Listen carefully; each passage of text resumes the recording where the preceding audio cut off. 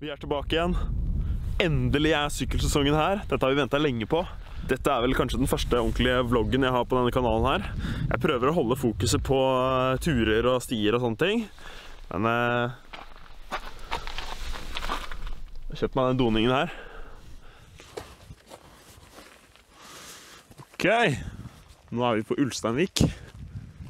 Ved bånd av Flåna og Garnestua Hasenhornet.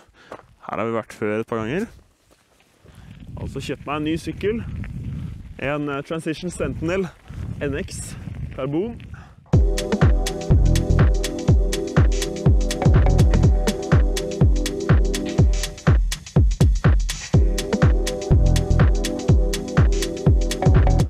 Og det var på tide.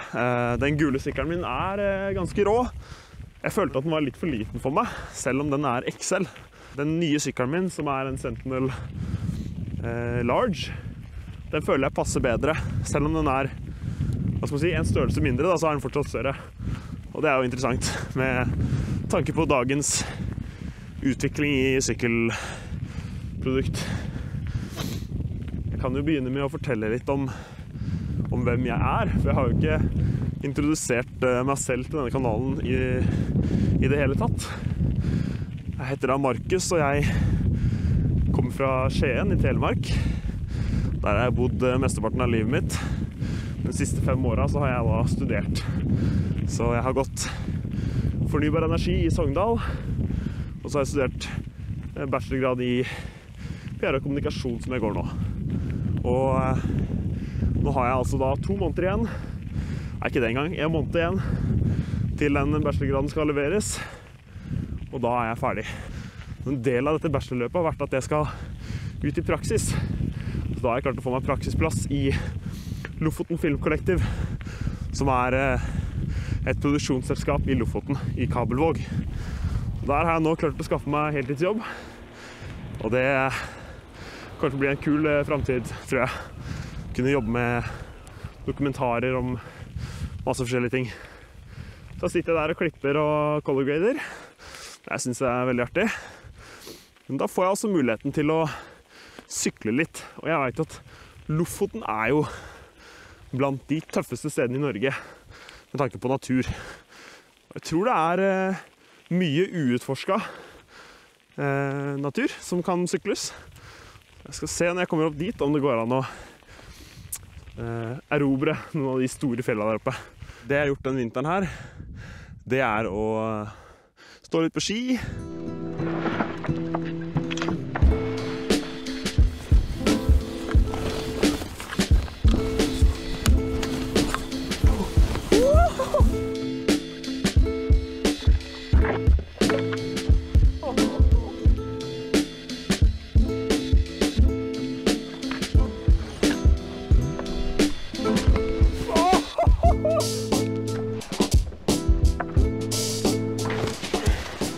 Men for det meste så har jeg sittet og klippet på en dokumentarfilm om hvalen Valdimir, som driver og reiser rundt i Norge og elsker mennesker, den beluga-hvalen.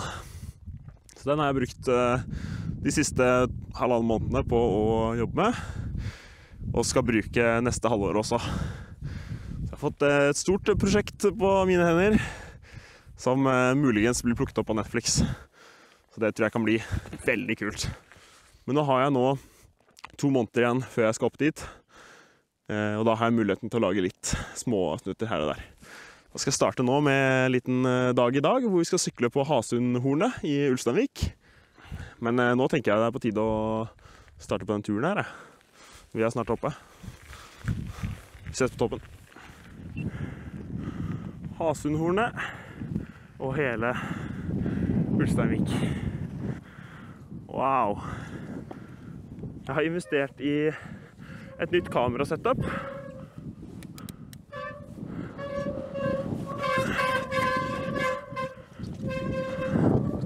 Med GoPro Hero Max Lens Mod. Så da er det bare å kritisere. Vet du hva, nå har jeg akkurat kjøpt ny sykkel her. Jeg har ikke fått varme opp noe som helst.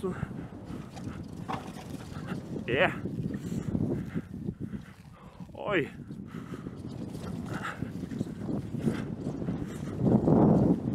vil gjerne høre deres feedback på hva dere syns om oppsettet. Jeg synes kanskje dette oppsettet her er litt kulere enn det gamle. Man ser litt mer av horisonten og litt mer av sykkelen. Og så er det litt smoothere med 50 fps. Vi har kommet oss opp på topp nummer 2. Her er en liten sånn radiomast eller noe greier, jeg vet ikke helt. Vet du hva jeg ser nå? Når jeg ser fremover så tenker jeg bare hvor sjukt fett hadde det vært å være på den toppen der. Og enda mer majestetisk enn denne. Jeg skal ta en liten tur til sykkelparken i Ulsteinvik etterpå. Og den ligger faktisk bare det hogstfeltet som du ser midt i byen der. Det er sykkelparken. Jeg skal sippe inn den etterpå, teste den. Men først så har vi en liten nedoverbakke her som må beseires.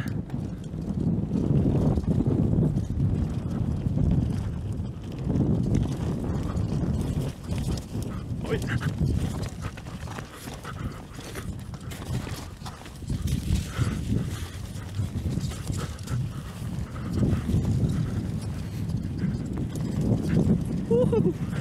Oi, her var det mye snø.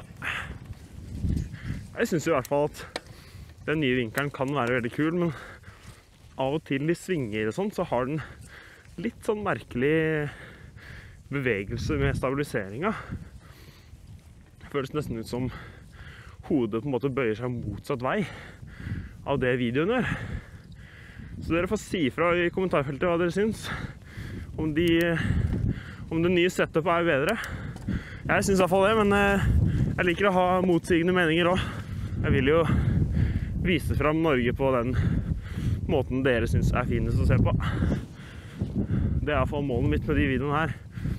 Det er å liksom vise at man trenger ikke å bare sykle ferdiglagde stier hele tiden. Man kan faktisk dra på topptur med sykkelen nesten overalt og finne fete stier.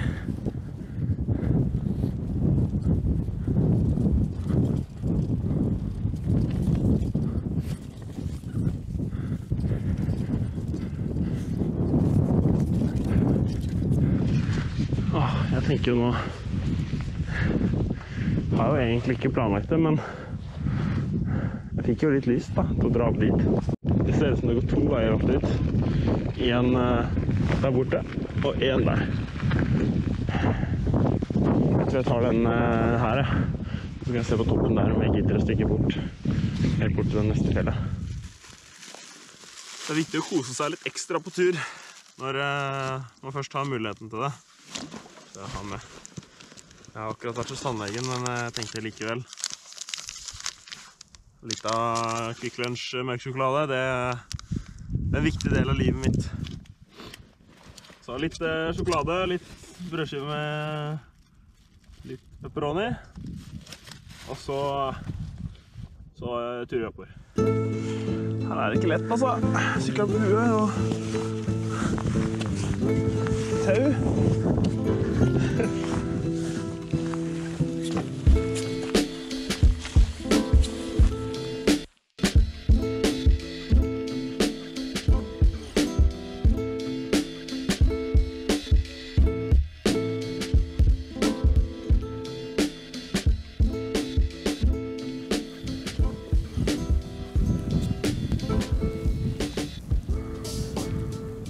Sånn ser det ut her oppe.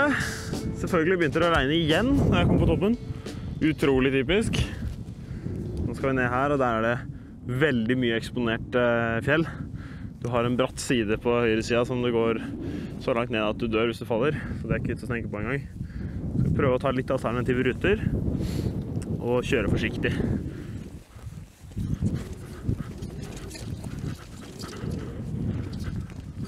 Så at bremsen funker bra.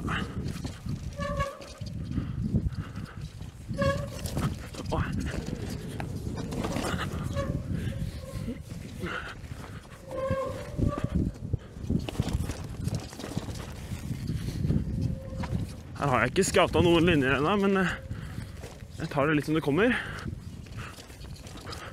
Det er ganske grovt. Nedover her, hele veien.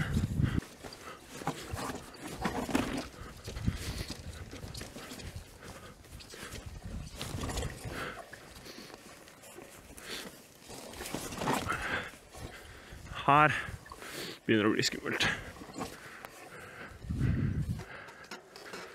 Så klarer jeg liksom ikke å se noen linjer som ikke ender opp på faceplanter på. Det er kanskje mulig å ta den liksom ut der da, for å finne seg frem på fjellet der.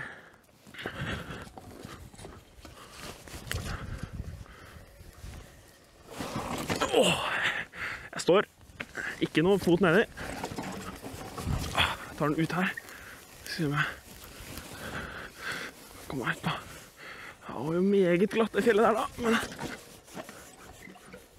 her gjelder det å være god på bremseteknikken. Oi, vet du hva? Det var veldig vanskelig og veldig skummelt.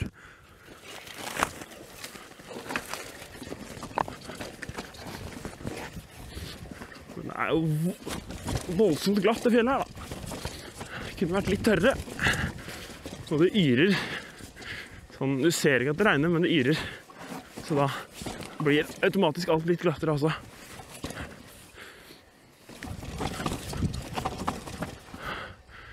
Åh, fett altså. Det er så rått at man får så mye forskjellig sykling her ute. Det er det som jeg er en veldig stor fan av det området her. For du har alle typer sykling. Og det gjør at det blir så veldig gøy. Og du vet aldri helt hva det går til.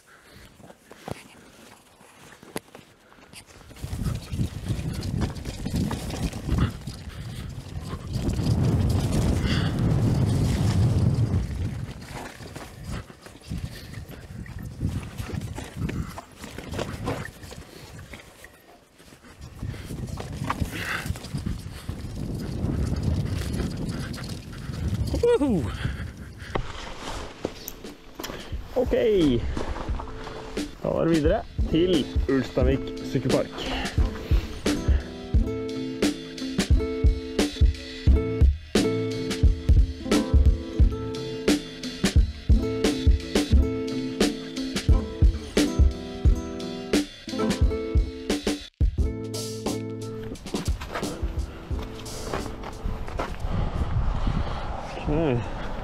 Blå løype. Kollisjonsfare. Ikke gå i løypene.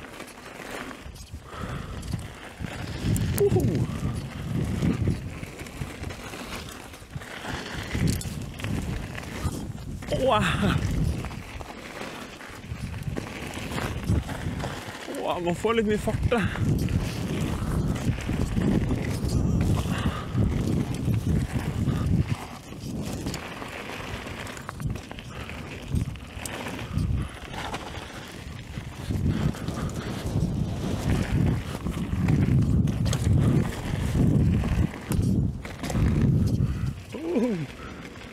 Det er gøy, altså.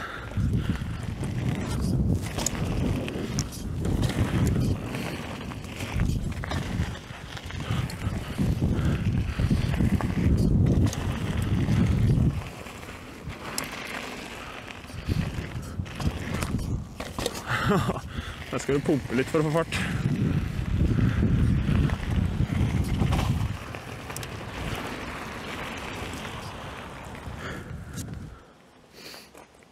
Ok.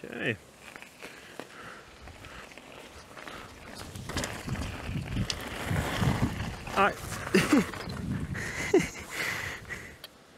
Er det mulig? Ja, vi kjører videre. Kan jo egentlig kjøre med dempinga på her, for det er så fine løyper.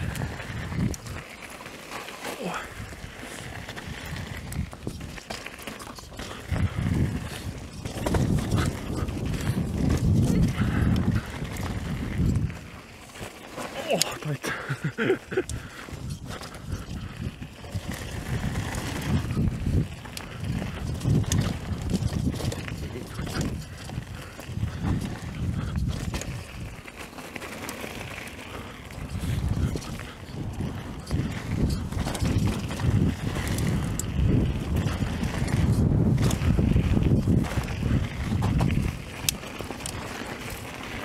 Yeah.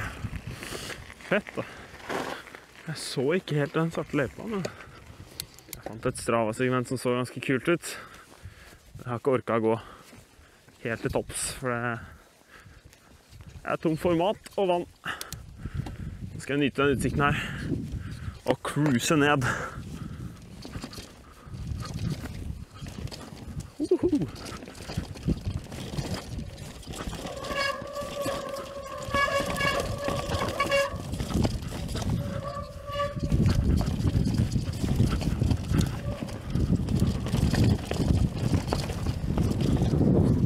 Ja, det er jo helt rått.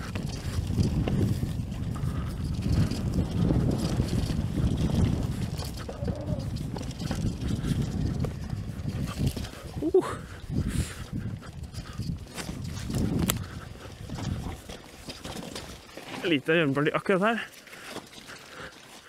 Og så blir vi da ned.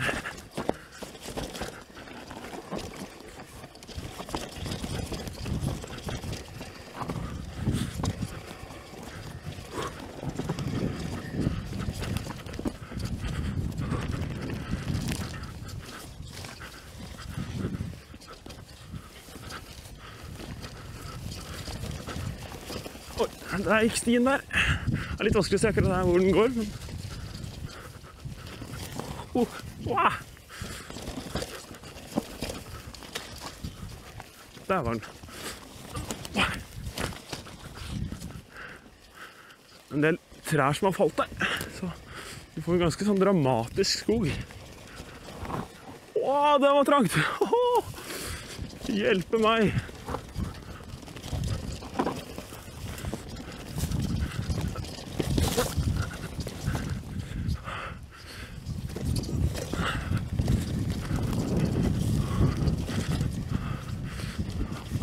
Her sleit jeg med å gå opp i stad. Jeg skulle heller tatt veien. Det er sikkert ikke så lett å se det, men det er utrolig bratt akkurat der.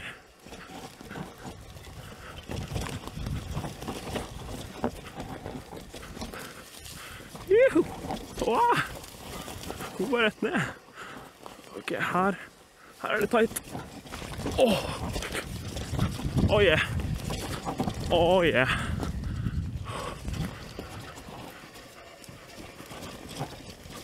Åh, det er sykt råsti.